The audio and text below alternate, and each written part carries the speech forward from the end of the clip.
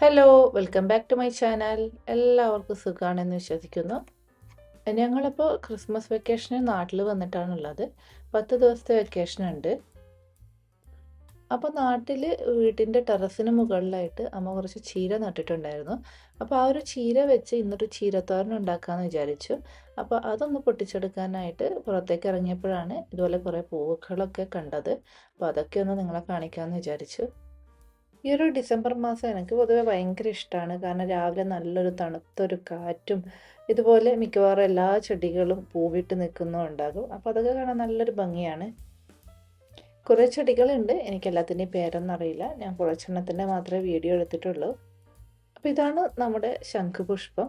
ഈ ഒരു ശംഖുപുഷ്പം വെച്ച് ബ്ലൂ ടീ ഉണ്ടാക്കുന്നതിൻ്റെ വീഡിയോ ഞാൻ മുമ്പ് ചെയ്തിട്ടുണ്ട്. അതിൻ്റെയൊക്കെ ലിങ്ക് ഞാൻ ഈ ഒരു വീഡിയോയുടെ ലാസ്റ്റ് കൊടുക്കുന്നതായിരിക്കും. ഈ ഒരു ശംഖുപുഷ്പത്തിന് കുറച്ചുകൂടി പ്രത്യേകതകളുണ്ടെന്നാണ് പറയുന്നത്.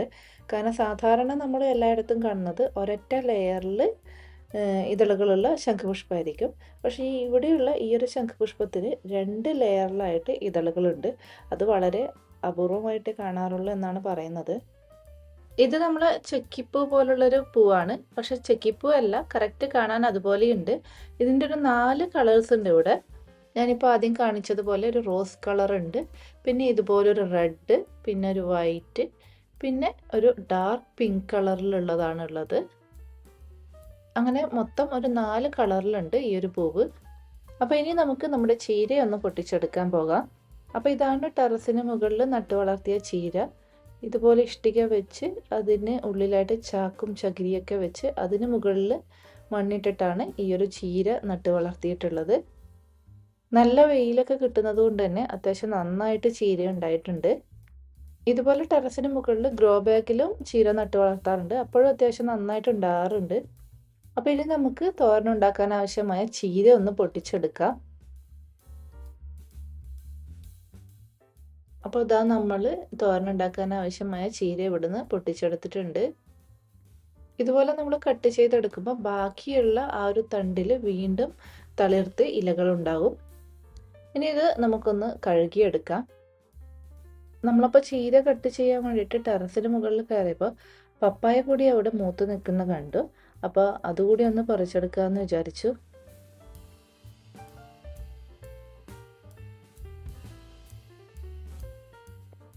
നമ്മളിപ്പോൾ ഈ വീഡിയോയിൽ കാണുന്ന പോലെയല്ല, അത്യാവശ്യം നല്ല വലുപ്പമുള്ള പപ്പായയാണിത്.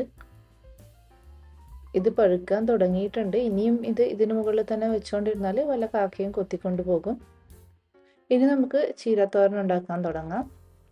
നമ്മൾ കട്ട് ചെയ്തെടുത്ത ചീര നന്നായിട്ട് കഴുകിയിട്ട് ഇതുപോലെ അരിഞ്ഞെടുത്തിട്ടുണ്ട്. അപ്പോൾ ഇന്ന് ഇതുപോലെ പുറത്ത് കല്ല് വെച്ച് അടുപ്പൊക്കെ ഉണ്ടാക്കി ചട്ടിയിൽ ഒരു നാടൻ രീതിയിലാണ് ചീരത്തോരൻ ഉണ്ടാക്കുന്നത്. ചട്ടി ചൂടാകുമ്പോൾ അതിലേക്ക് നമ്മൾ വെളിച്ചെണ്ണ ഒഴിച്ചു കൊടുത്തിട്ടുണ്ട്. ഒരു 2 ടേബിൾ സ്പൂൺ വെളിച്ചെണ്ണയാണ് നമ്മൾ ഒഴിച്ചു കൊടുത്തിട്ടുള്ളത്. എണ്ണ ചൂടാകുമ്പോൾ അതിലേക്ക് 1 ടീസ്പൂൺ കടുക് ചേർത്ത് കൊടുക്കുന്നുണ്ട്. ഇനി ആ കടുക് പൊട്ടുന്നത് വരെ നമുക്കൊന്ന് വെയിറ്റ് ചെയ്യാം. ഇങ്ങനെ പുറത്തുനിന്ന് കുക്ക് ചെയ്യുമ്പോൾ നല്ല രസമാണ് കേട്ടോ. നല്ല കാറ്റും വെളിച്ചമൊക്കെ കൊണ്ട് ഒട്ടും ബോറടിക്കില്ല നമുക്ക് കുക്ക് ചെയ്യുമ്പോൾ. അപ്പോൾ കടുകൊക്കെ പൊട്ടിയിട്ടുണ്ട്. ഇനി ഇതിലേക്ക് 2 വറ്റൽമുളക് ചേർത്ത് കൊടുക്കുന്നുണ്ട്.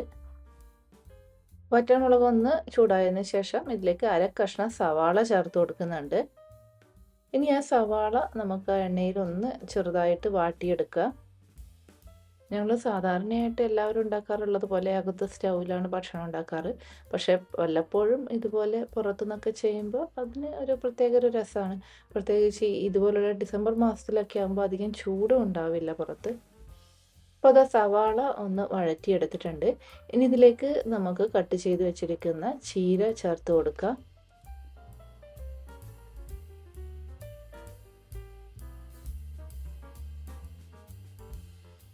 അപ്പോൾ ഇത് നമ്മൾ ചീര ചട്ടിയിലേക്ക് ഇട്ട് കൊടുത്തു കഴിഞ്ഞ് ഇനി ഇതിലേക്ക് ആവശ്യത്തിനുള്ള ഉപ്പ് ചേർത്ത് കൊടുത്തിട്ടുണ്ട്. എന്നിട്ട് എല്ലാം കൂടി ഒന്ന് മിക്സ് ചെയ്തെടുക്കാം. ഇതിൽ നമ്മൾ ഒട്ടും തന്നെ വെള്ളം ചേർത്ത് കൊടുക്കുന്നില്ല. കാരണം ഈ ഒരു ചീരയിൽ നിന്ന് തന്നെ അത്യാവശ്യം നന്നായിട്ട് വെള്ളം ഇറങ്ങി വരും. ഇപ്പോൾ ഇത് ചട്ടി നിറയെ ഉണ്ട്. പക്ഷെ ഇത് വെന്ത് കഴിയുമ്പോൾ ഇതിൻ്റെ 1/4 ഭാഗമേ ഉണ്ടാവുള്ളൂ.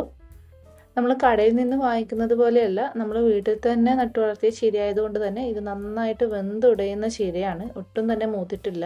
ഇനി ഇത് നമുക്ക് അടച്ച് വെച്ച് ഒന്ന് വേവിച്ചെടുക്കാം. ഒരു 3-4 മിനിറ്റേ വേണ്ടൂ. ആ ഒരു സമയം കൊണ്ട് നമുക്കിത് വെന്ത് കിട്ടും. അപ്പോൾ ഇപ്പോൾ ഏകദേശം ഒരു 3 മിനിറ്റ് കഴിഞ്ഞു. നിങ്ങൾക്കിപ്പോൾ കാണാം നമ്മൾ ഒട്ടും തന്നെ വെള്ളമൊന്നും ഒഴിച്ചു കൊടുത്തിട്ടില്ല. എന്നിട്ടും ഇതിൽ വെള്ളം ബാക്കിയുണ്ട്.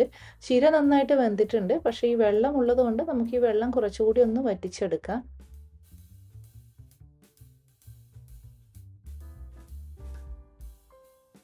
നമ്മൾ വെള്ളം ഏകദേശം ഒന്ന് വറ്റിച്ചെടുത്തിട്ടുണ്ട്.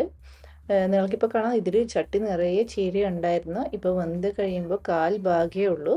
ഇനി ഇതിലേക്ക് അവസാനമായിട്ട് ഒരു 1/4 കപ്പ് തേങ്ങ ചിരകിയത് കൂടി ചേർത്ത് കൊടുത്ത് ഒന്ന് മിക്സ് ചെയ്തെടുക്കാം. അപ്പോൾ നമ്മുടെ ചീരത്തോരൻ ഇവിടെ റെഡിയായി. ഇനി നമുക്കിത് മാറ്റി വയ്ക്കാം. നമ്മൾ വീട്ടിൽ തന്നെ നട്ടു വളർത്തി ഉണ്ടാക്കുന്ന ചീര കൊണ്ടുണ്ടാക്കുന്ന ചീരത്തോരന് നമ്മൾ കടയിൽ നിന്ന് വാങ്ങിക്കുന്നത് പോലെയല്ല, വേറെ തന്നെ പ്രത്യേക ഒരു ടേസ്റ്റാണ്. അപ്പോൾ നിങ്ങളെല്ലാവരും പറ്റുമെങ്കിൽ ഇതുപോലെ വീട്ടിൽ തന്നെ ചീര നട്ടു വളർത്തി അതുകൊണ്ട് ചീരത്തോരൻ ഉണ്ടാക്കി നോക്കണം. അപ്പോൾ ഇന്നത്തെ ഈ ഒരു വീഡിയോ നിങ്ങൾക്ക് എല്ലാവർക്കും ഇഷ്ടപ്പെട്ടു എന്ന് വിശ്വസിക്കുന്നു. ഇഷ്ടപ്പെട്ടാൽ ലൈക്ക് ചെയ്യാനും ഷെയർ ചെയ്യാനും കമൻറ്റ് ചെയ്യാനും മറക്കരുത്. വീണ്ടും പുതിയ റെസിപ്പിയുമായി അടുത്ത വീഡിയോയിൽ കാണാം. അതുവരേക്കും ബൈ ബൈ.